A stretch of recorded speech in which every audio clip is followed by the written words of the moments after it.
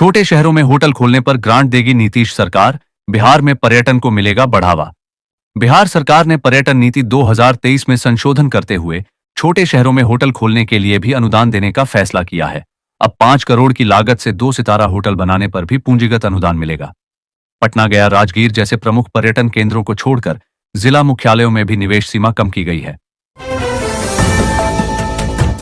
सप्त क्रांति सुपरफास्ट के एसी कोच में महिला इंजीनियर के साथ छेड़खानी, पेंट्री कार मैनेजर पर एफआईआर दर्ज।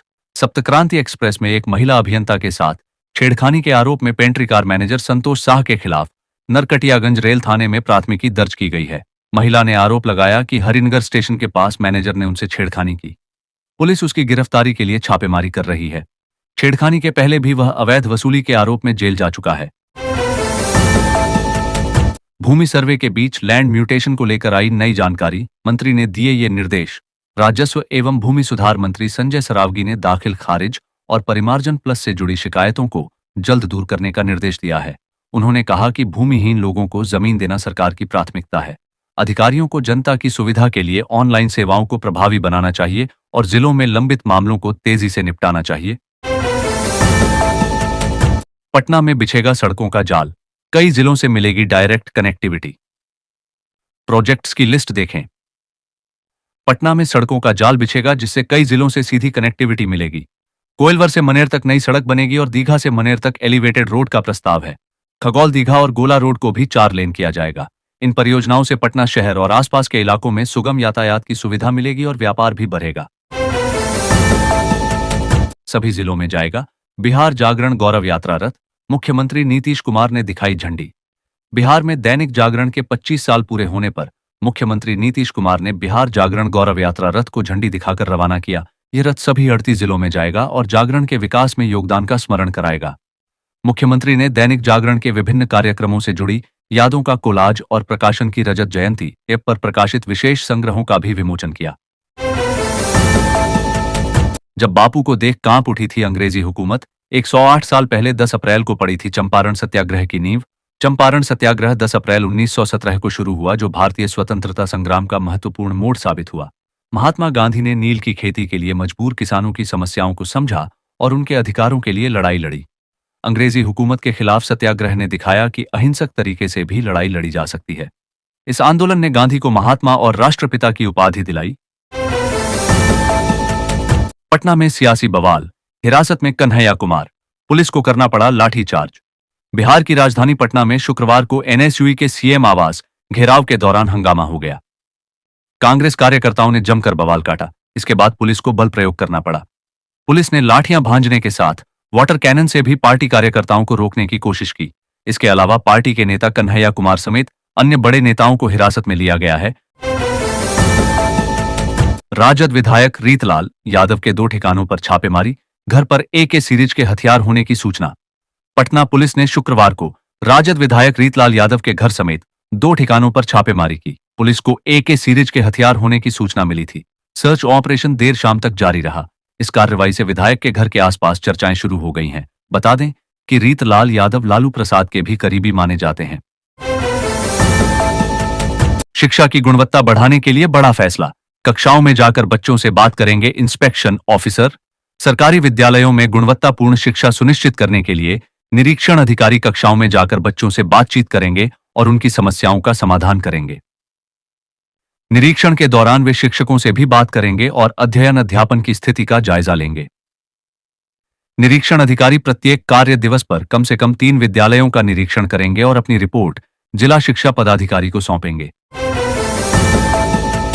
बिहार के लोगों की बल्ले बल्ले, इस साल पूरे होंगे 5 मेगा पुल प्रोजेक्ट। लोगों को मिलेगी जाम से राहत।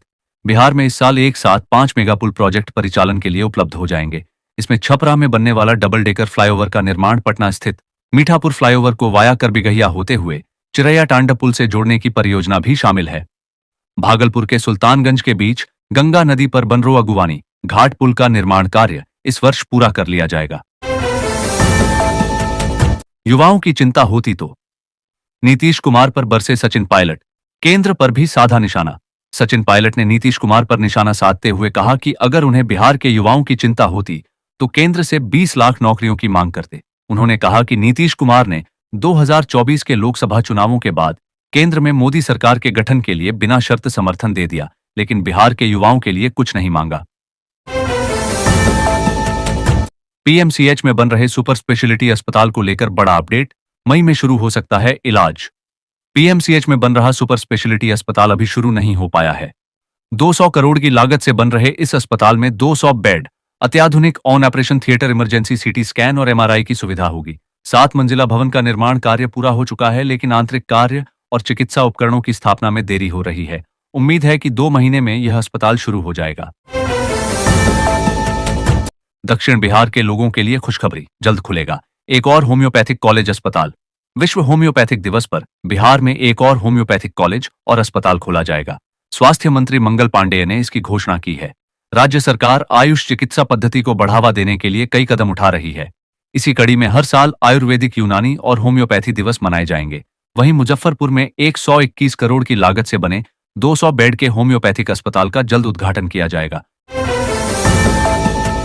जिनकी सोच ही जंगलराज, जदयू प्रदेश अध्यक्ष ने साधा तेजस्वी यादव पर निशाना, राजद पर निशाना साधते हुए जदयू प्रदेश अध्यक्ष उमेश सिंह कुशवाहा ने कहा कि अपराध को बढ़ावा देना और अपराधियों को संरक्षण देना राजद की राजनीतिक संस्कृति का हिस्सा रहा है। आपराधिक घटनाओं पर सवाल उठाने से पहले नेता प्रतिपक्ष तेजस्वी यादव को अपने गिरेबान में झांकना चाहिए।